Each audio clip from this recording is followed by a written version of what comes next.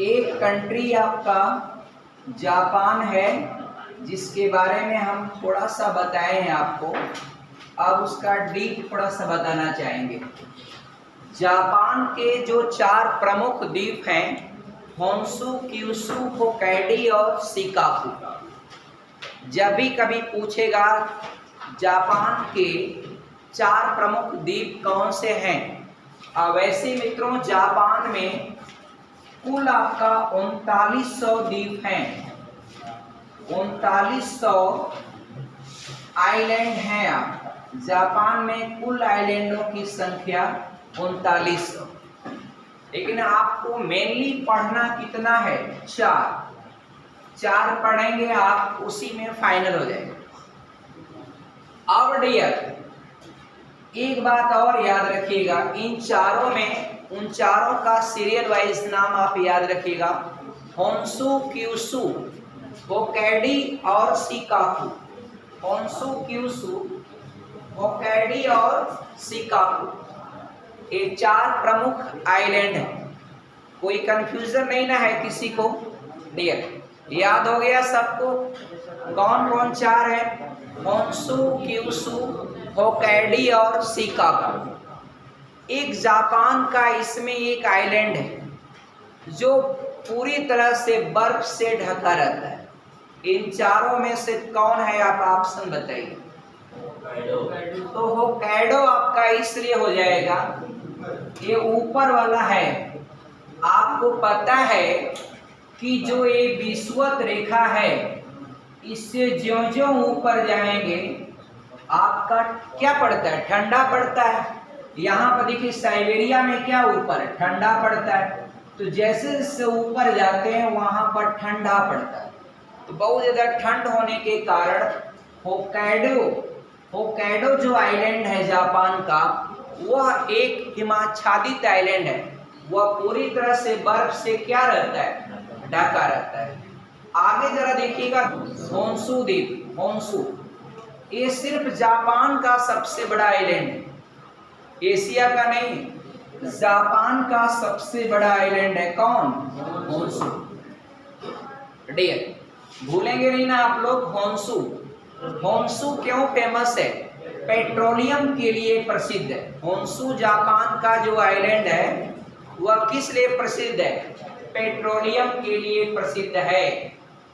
एक बात बताइए डियर, होन्शु और होक्काइडो, होन्शु और होक्काइडो के बीच में समुद्र का पतला सा रास्ता है। पतला सा रास्ता है, यानी होक्काइडो और होन्शु के बीच में समुद्र का एक पतला सा रास्ता है। तो समुद्र का पतला सा रास्ता है, उसको आप चैनल कहते हैं या जलसंधि कहते हैं। तो मित्रों जल के 2 समूहों को जोड़ने वाला पतला सा अगर मार्ग है तो उसको जलसंधि कहते हैं। और वह मार्ग समुद्र का जो मार्ग है वह चौड़ा हो जाता है तो उसको चैनल कहते हैं। अब मैं आपसे पूछ लूं, ड्रोवर और आपका सुगारू, ये दुनिया की 2 जलसंधियां ऐसी हैं, इनके नीचे से आपका बुलेट ट्रेन चलती। तो डियर ये आपका होन्शु और होक्काइडो को अलग करती है कौन सी जलसंधि? सुगारू जलसंधि। सुगारू, सुगारू जानते हैं, ऐसे लिखा जाता है। टी क्या होता है? साइलेंट होता है। समझ में नहीं तो जब साइलेंट है तो लिखने की क्या जरूरत? लिखना ही नहीं चाहिए। सुजुकी और कावासाकी मित्रों, ये दोनों भारत में बाइकों का नाम है। बाइक है, आप नहीं कहते हैं कावासाकी से जा रहे हैं, सुजुकी से जा रहे हैं। सुजुकी बाइक का नाम है ना, सुजुकी। और डियर ऑटोमोबाइल क्षेत्र का नाम है। तो मित्रों ये दोनों कंपनियां सुजुकी और कावासाकी, यही जापान में 2 शहर का नाम, एक का नाम है सुजुकी, एक का नाम कावासाकी। वहीं की कंपनियां हैं जो उस बाइक का इंजन बनाने का काम करती। कौन? आपका सुजुकी और कावासाकी। मित्रों सुजुकी कंपनी की बाइक भी आती, आपने देखा होगा सुजुकी की बाइक डियर, और आपने कारों को देखा होगा पहले मारुति सुजुकी, उसमें डियर अलग अलग कंपनियों का एक अपना समझौता था। आगे डियर है, उसके बगल में एक शहर आपको मिलेगा ओसाका। अब क्योटो जो है जापान का एक सुंदर शहर, क्योटो की बात मैंने किया है पहले भी। ओसाका को जापान का मैनचेस्टर कहते हैं।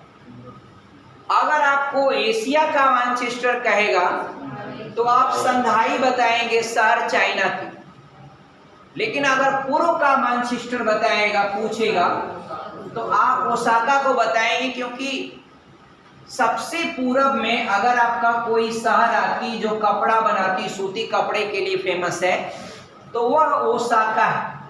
इसलिए पूर्व का मैनचेस्टर कहेगा तो ओसाका। अब मैनचेस्टर आपको पता है कि डियर ब्रिटेन की कंपनी है और ब्रिटेन का एक शहर है जहां पर सूती वस्त्र उद्योग पूरी दुनिया में प्रसिद्ध है। तो उस तरह की एक्टिविटी में कोई शहर अगर फेमस होता है तो आपका उस कंट्री का या उस प्रदेश का उसको मैनचेस्टर नाम दे दिया जाता है। और डियर उसी के बगल में दो शहर का नाम आपको मिलेगा, देखिए हिरोशिमा और नागासाकी। देखिएगा ये हिरोशिमा, हिरोशिमा, और डियर दूसरा है नागासाकी, नागासाकी। मित्रों अमेरिका ने, देखिए इनका नाम, इसका नाम यच से आता है, इसका यन से आता है। तो यच पहले आता है या पहले यन? तो पहले यच आता है। इसलिए मित्रों जो 6 अगस्त को बम गिराया गया था, 6-9 अगस्त 2 ही बम गिराए गए थे, तो 6 अगस्त 1945 ये जो बम गिराया गया था, यह मित्रों हिरोशिमा पर गिराया था परमाणु बम। और जो 9 अगस्त 1945 को जो बम गिराया गया था वह नागासाकी पर गिराया गया। तो आप इसको नाम से भी याद रख सकते हैं कि कौन पहले कौन बाद। और डियर याद रखिएगा, याद रखने के लिए ये जो बम था इसका नाम था लिटिल बॉय, यानी लिटिल बॉय। इसका नाम था मित्रों फैट मैन, ये आपका फैट मैन। अब बताइए एक बात बताइए, पहले आदमी फैट मैन नहीं बनता, पहले आपका छोटा बच्चा होता है और तब ना बाद में फैट मैन बनता है। इसका मतलब पहले जो बम गिराया गया था वह 6 अगस्त को हिरोशिमा पर गिराया गया, अब बाद में जो बम गिराया गया था वह 9 अगस्त को 1945। और अमेरिका ने कहा कि यदि जापान सरेंडर नहीं करता है तो मित्रों 15 अगस्त को हम अगला बम जो है टोक्यो पर गिराएंगे। अब 15 अगस्त को ही आपका 15 अगस्त 1945 को मित्रों जापान क्या कर दिया? सरेंडर कर दिया और द्वितीय विश्व युद्ध की समाप्ति की घोषणा हो गई। तो मित्रों आपसे जब कभी पूछेगा द्वितीय विश्व युद्ध सेकेंड वर्ल्ड वॉर कब शुरू हुआ था? 1939। और कब समाप्त हुआ था? 1945। याद रखिएगा। आगे डियर है, ये जो बम था मित्रों हिरोशिमा वाला, यह यूरेनियम से बनाया गया था। किससे? यूरेनियम से। और ये जो बम गिराया गया था, ये जो बनाया गया था नागासाकी वाला फैट मैन, वो पोलोनियम से बनाया गया था। किससे बनाया गया था? पोलोनियम से। इसका सिंबल होता है पीओ। केमिस्ट्री में आप पीरियोडिक टेबल में देखिएगा पोलोनियम, पोलोनियम। ये मित्रों पहला जो बम था लिटिल बॉय वह यूरेनियम से बना था। और मित्रों दूसरा जो बम था वह आपका जो फैट मैन था वह किससे बना था? पोलोनियम से बना। मित्रों एक बात समझिएगा, जो परमाणु बम होता है, ये मित्रों परमाणु बम, देखिए परमाणु बम अगर आपको पूछेगा कि किस सिद्धांत पर काम करता है तो नाभिकीय विखंडन अभिक्रिया के सिद्धांत पर काम करता है। जबकि हाइड्रोजन बम नाभ की संलयन अभिक्रिया के सिद्धांत पर कार्य करता है। आगे और हम बात करेंगे, इससे परमाणु बम जहां भी गिरता है तो वह आपका मित्रों 4-5 किलोमीटर तक इतना वह हीट कर देता है, जहां गिरेगा वहां हीट कर देगा। हीट कर देगा, जब गर्म होगा तो वहां का एयर प्रेशर अपवर्ड हो जाता है सडन। अब सराउंडिंग का प्रेशर जो है बढ़ जाता है, तो जो भी बिल्डिंगें होती हैं फटाफट आपका गिरना शुरू हो जाती है। बिल्डिंगें गिरती हैं वो अलग की बात है, लेकिन इसका सबसे ज्यादा नुकसान होता है परमाणु बम एक तरह से ये रेडिएशन का एक विकिरण है, रेडिएशन है आपका। रेडिएशन का एक प्रकार का रेडिएशन होता है, एक प्रकार का विकिरण होता है। अब विकिरण क्या है? हानिकारक गैसों का। ये गैसें वायुमंडल में धीरे धीरे क्या होती है? फैल जाती है। ये गैसें जब वायुमंडल में फैल जाती हैं तो ये करती क्या है आपका, समझिएगा। ये गैसें वायुमंडल में फैलने के बाद आदमी का जो डीएनए होता है उसको चेंज कर देती है। क्या करती हैं? डीएनए को चेंज कर देती है आपका। मान लीजिए डीएनए है ये आपका, अब डीएनए में अलग अलग, मान लीजिए ये जो आपका है इसका काम है कि किडनी का निर्माण करना, इसका काम है लंग्स का, इसका यकृत का, इसका आपका डियर कान का, इसका आंख का। अब जब किसी व्यक्ति में ये पोल्यूशन हो जाता है तो कोई न कोई इसका एक पॉइंट हट जाता है, 1 पॉइंट 2 पॉइंट मिस हो जाता है। उसका अगला जो जनरेशन होगा उसमें डीएनए चेंज हो जाता है, डीएनए चेंज हो जाता है। अब मान लीजिए आंख वाला ही गायब हो गया, अगला व्यक्ति क्या हो जाता है? अंधा हो जाता है। किसी एक का काम है कि सिर का निर्माण करना, पता चलेगा अगला जनरेशन होगा उसका सिर नहीं। किसी का काम होगा हाथ बनाना, कोई नहीं रहा तो हथवा नहीं को बनेगा, लुल्ला हो जाएगा डियर।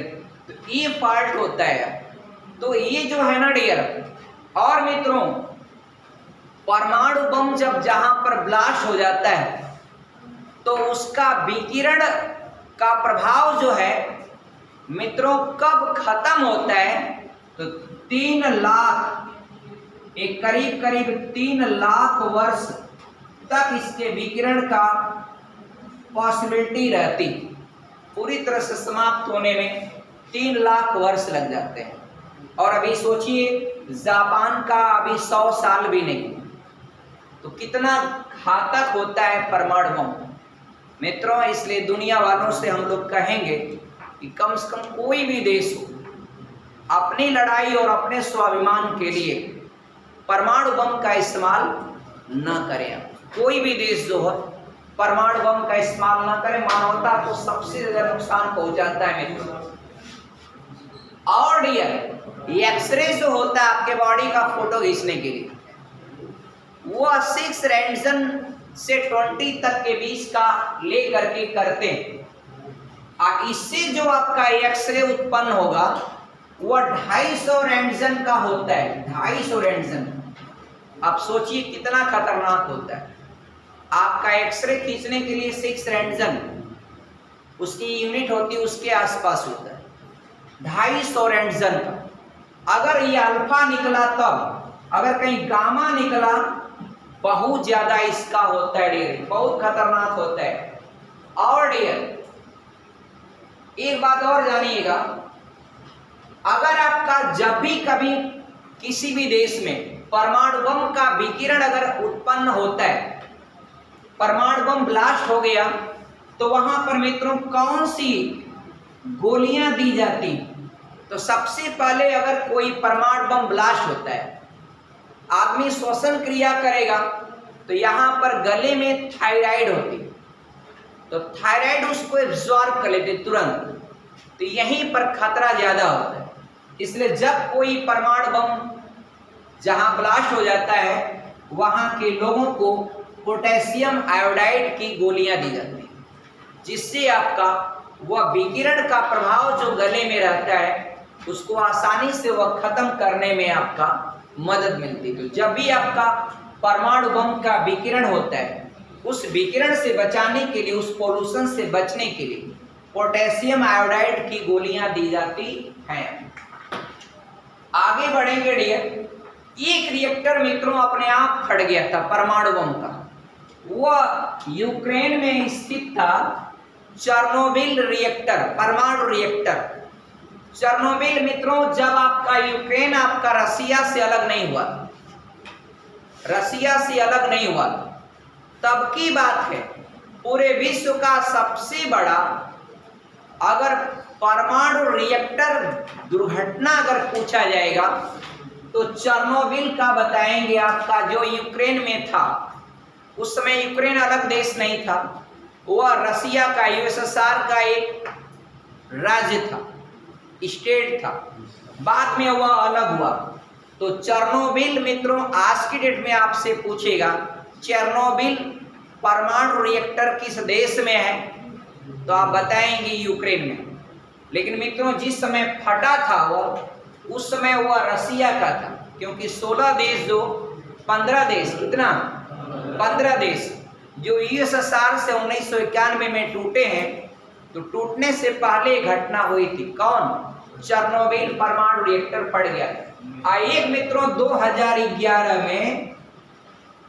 2011 में जापान का एक फुकुशिमा रिएक्टर फट गया था। कौन सा? फुकुशिमा। फुकुशिमा समुद्र के एकदम किनारे है, और समुद्र के किनारे फुकुशिमा रिएक्टर है। वह आपका जब वहां सुनामी आई तो वह आपका वाइब्रेशन से वह फट गया, और वहां पर रेडिएशन जो उसका है, विखंडनीय पदार्थ जो हानिकारक गैसें, वह रिसाव होने लगा, और वह आपका फैलने का डर था समुद्र में और उसके आसपास के एरियाओं में। तो वह बहुत ज्यादा किसी तरह से उसको कंट्रोल में लाया गया। तो जापान मित्रों, तब से वह कह दिया जापान कि हम 2050 तक अपने सारे रिएक्टर बंद करेंगे। क्योंकि मित्रों, आपको पता है पूरी दुनिया में सबसे ज्यादा अगर आपका भूकंप आता है कहीं, तो वह कहां पर आता है? क्लियर, जापान में आता है। आप याद रखिएगा, कहां आता है? जापान में आता है। सबसे ज्यादा अगर आता है कहीं तो जापान में आता है।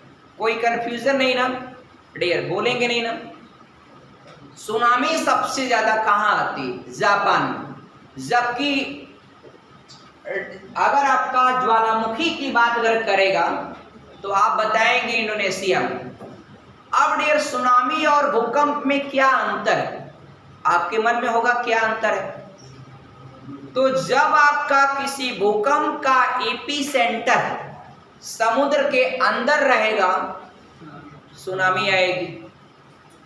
समुद्र के अंदर हलचल पैदा होने से समुद्र की लहरें उड़ जाती हैं, और वह लहरें जब उठ के चलती हैं मित्रों, जहां पर अवरोध आता है, तो अवरोध पर उनकी ऊंचाई क्या होती?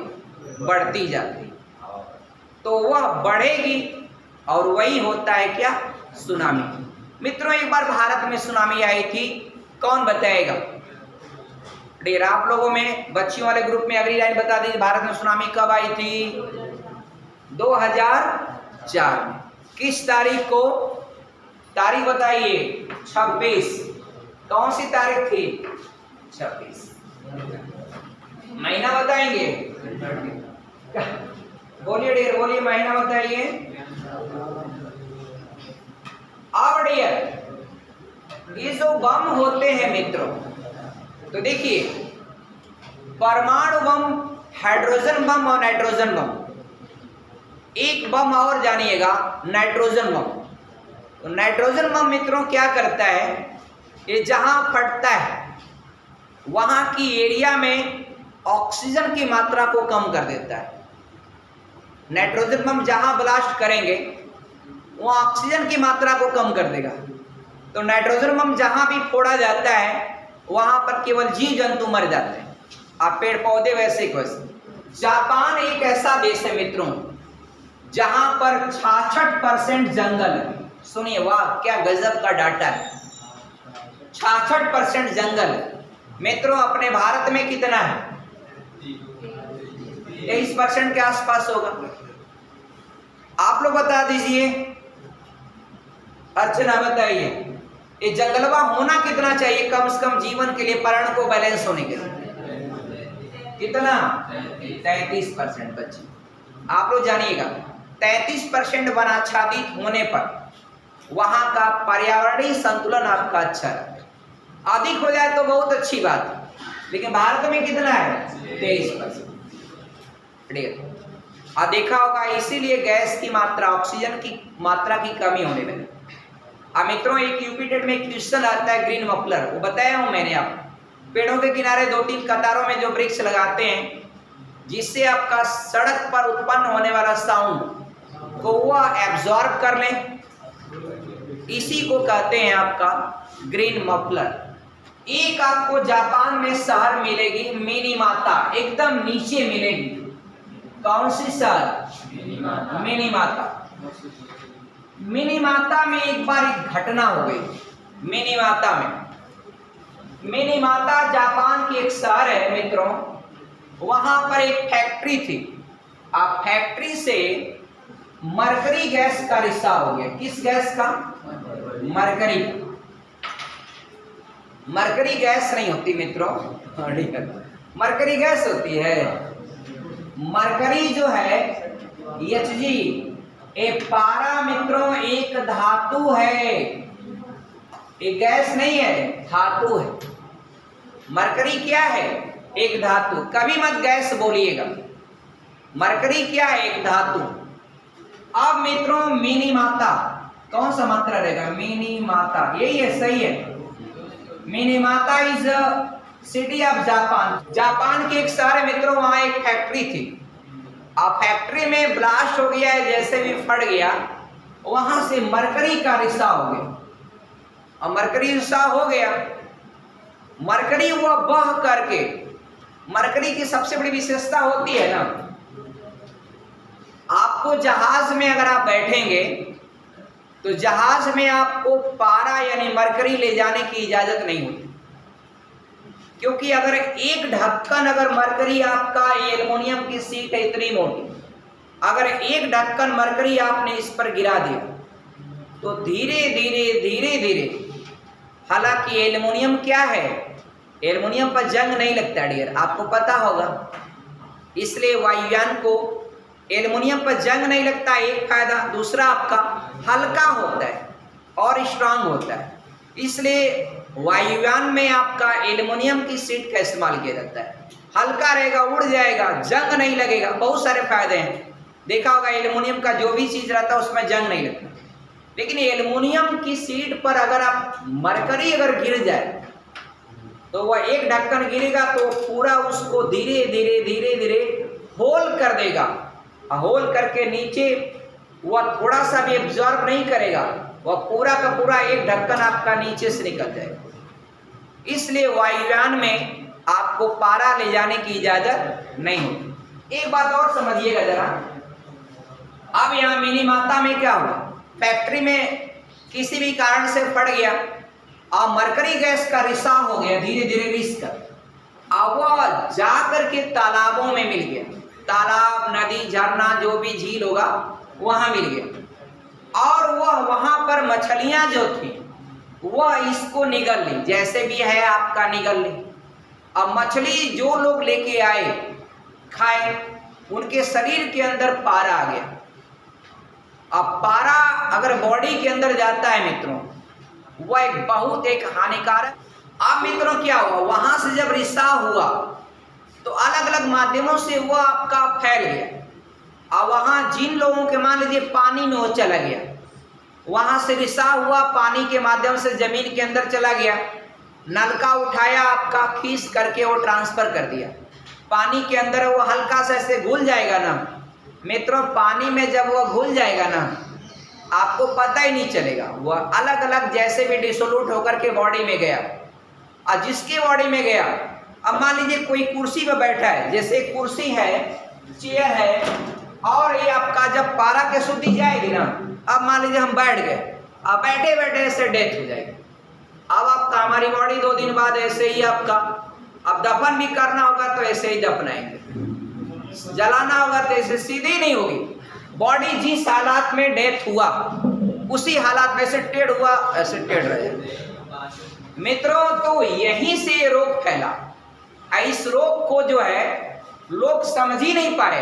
तो बाद में जब ऑब्जर्वेशन हुआ तो पता चला कि मिनीमाता जो शहर है वहां पर जो रोग फैला वह किस प्रदूषक से फैला, तो पारा से फैला, और उस रोग का नाम दिया गया मित्रों मिनीमाता रोग। आपने सुना होगा, अगर परीक्षा में कभी भी पूछेगा मिनीमाता रोग वह किस तत्व के इम्प्योरिटीज से फैलता है, बताइएगा पारा से। और मिनीमाता पहली बार रोग इस प्रकार मित्रों भाइयों बहनों, एक कोरोना आपका फैला था वुहान से, तो इसको आपका वुहान वायरस नाम देना चाहिए। वुहान वायरस देना चाहिए कि नहीं देना चाहिए। जब मिनीमाता से ये बीमारी जब फैली पहली बार जानकारी में आया तो उस बीमारी का नाम मिनीमाता रोग रख दिया गया। तो कोरोना मित्रों कहाँ से फैला? वुहान से। तो वुहान से फैला तो कोरोना को भी नाम दे देना चाहिए क्या? Wuhan virus. लेकिन डियर आपका कोविड-19 उसको कहा जाता है, क्योंकि उसकी पहली बार जानकारी में आया था कब? 2019, इसलिए उसको नाम दिया गया कोविड-19 मित्रों। तो ये है आपका, आप ध्यान से और मेहनत से पढ़िएगा। थैंक्स, जय हिंद।